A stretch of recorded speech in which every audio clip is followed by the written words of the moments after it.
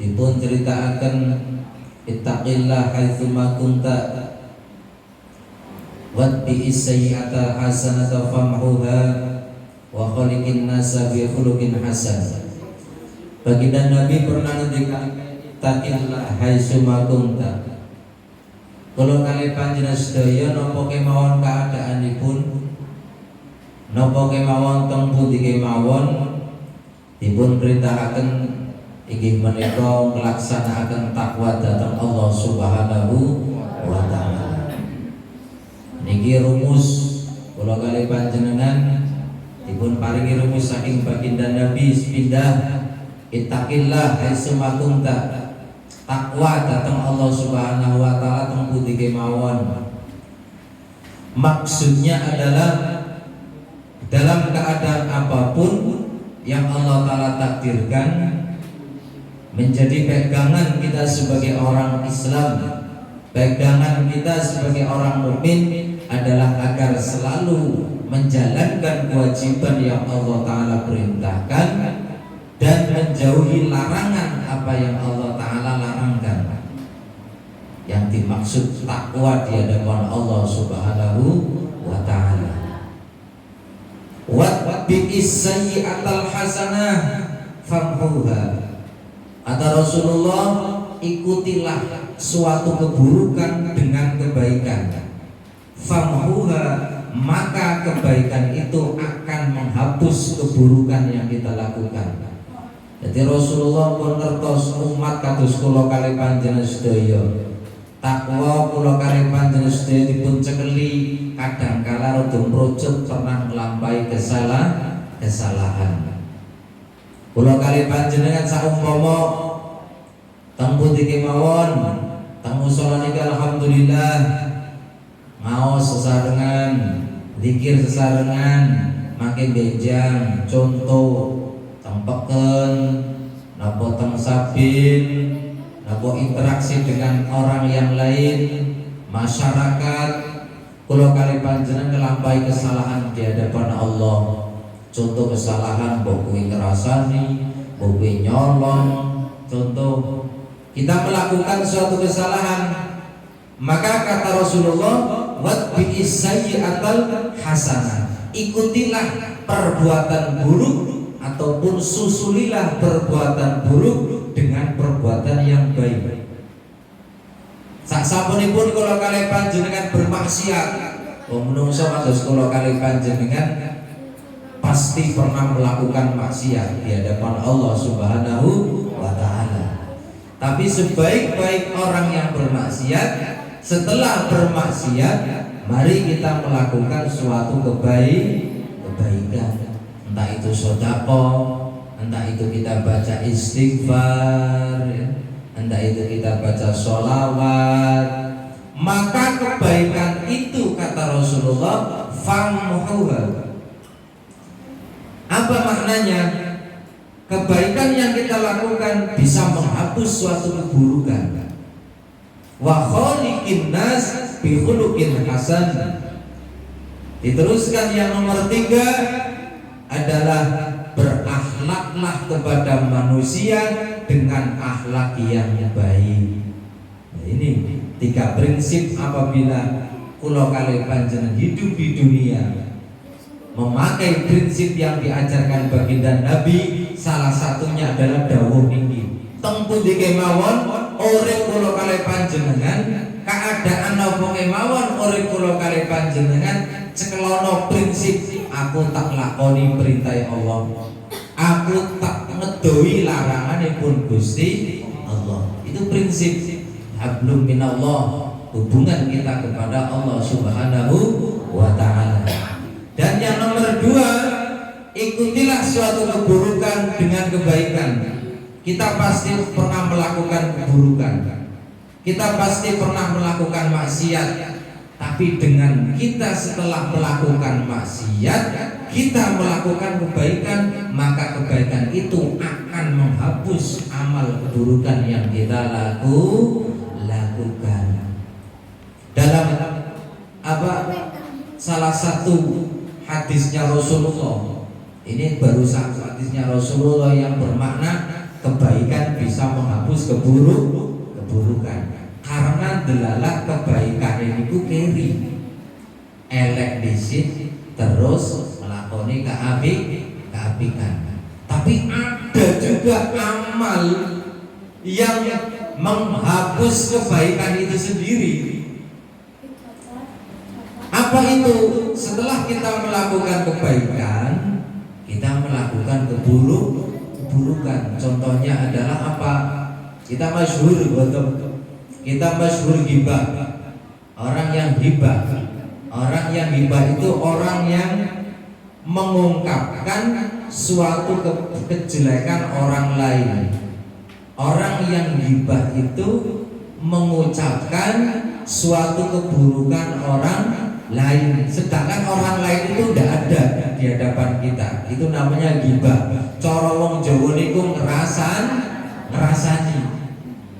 Wong nek ngrasani niki cara teng agama, kebaikan yang terdapat dalam diri kita itu akan berpindah pada orang sing dirasani.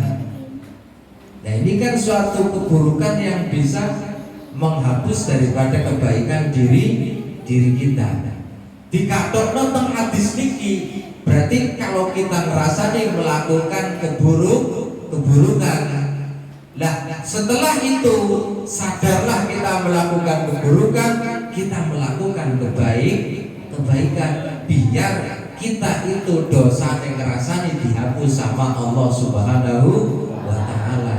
Endinge kula kalian panjenengan urip teng dunya itu proses. Nah, semoga proses akhir dalam diri kita adalah kebaikan. Itu aja kok. Orang sombong, orang yang iri dengki, orang yang ria, orang yang pamer menghapus kebaikan.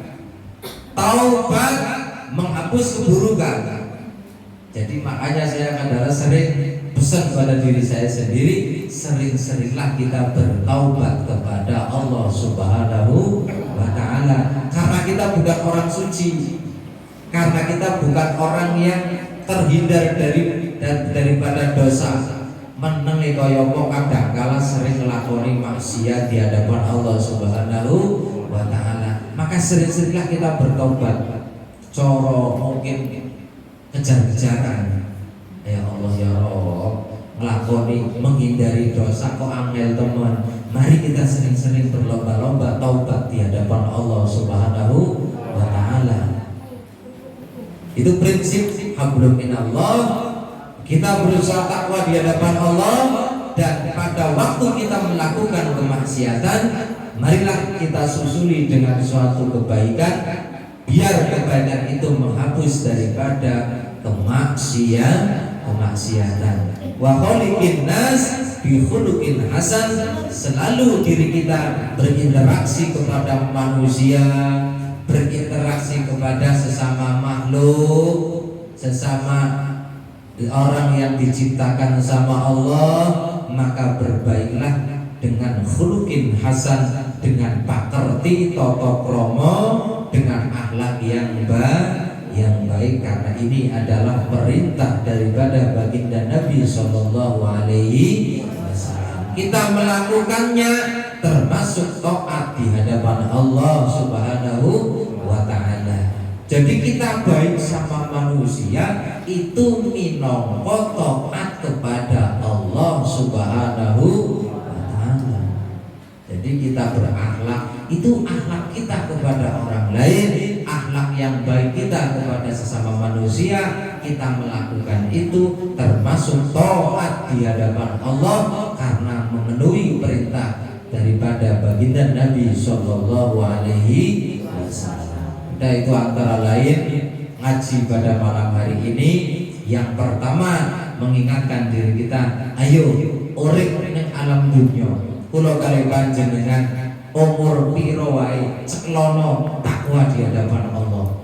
Salah satu birrul walidain, salah satunya adalah kita itu selalu menjaga perintahnya Allah dan menjauhi larangannya Allah, namanya takwa. Prinsip yang nomor 2, di saat kita melakukan kejelekan, maka susulilah kejelekan itu dengan melakukan kebaikan. kebaikan, karena kebaikan itu menghapus daripada keburukan. Dan yang nomor 3, Allah tahu diri kita hidup dengan sesama makhluk, maka diperintah dengan khuluqin hasan, dengan berakhlak yang baik. Allahumma sholli ala Muhammad. Semoga diri kita termasuk orang-orang yang ditakdir sama Allah, tambah tahun, tambah dibarokai umur, tambah tahun, kehidupan kita selalu dinaungi hidayah, dinaungi pertolongan sama Allah Subhanahu wa Ta'ala. Hari kita sekarang harus kita memikirkan hari yang akan datang. Nah, itu termasuk rutinitas kula kali panjenengan, termasuk kesibukan kula kali panjenengan. Wong urip niku lek sibuke niku kemawon kadang ana yo bosen. Kena mboten? Atus Pak Slamet ning pasar tok yo bosen. Perlu sekali-kali kula kali panjenengan niku napa? Yo kadang ning pasar, yo kadang ning musala. Ning musala terus yo bosen. Kena mboten?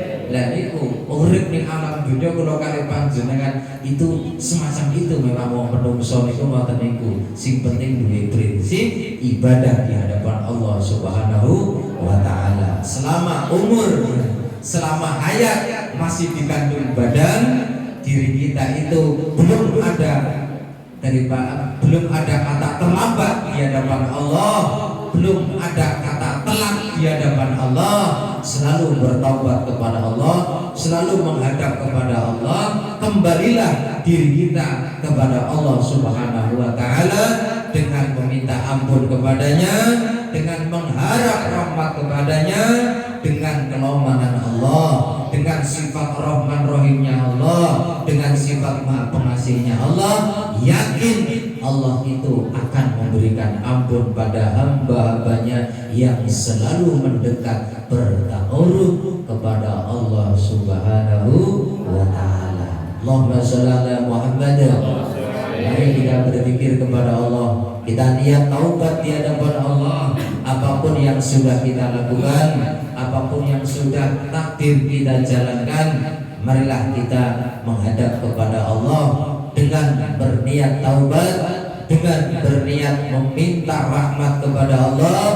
Wallahi wan nabi, Allah tidak akan menyia-nyiakan orang yang selalu berharap, orang yang selalu mementingkan daripada urusan Allah Subhanahu wa Ta'ala. Berharaplah terus kepada rahmatnya Allah, jangan berputus asa. Quran mengatakan la tayasu min rauhillah, janganlah kita berputus asa dengan rahmatnya Allah. Innahu la yayasu min rauhillah illal qaumul kafirun. Tidaklah akhlak orang yang berputus asa kecuali itulah akhlak orang-orang yang kafir. Na'udzubillahi min dzalik. Apapun rempitnya kehidupan, apapun sempitnya keadaan dalam hidup, jangan tersia-siakan hati kita berputus asa. Jangan sia-siakan hati kita remuk dengan harapan.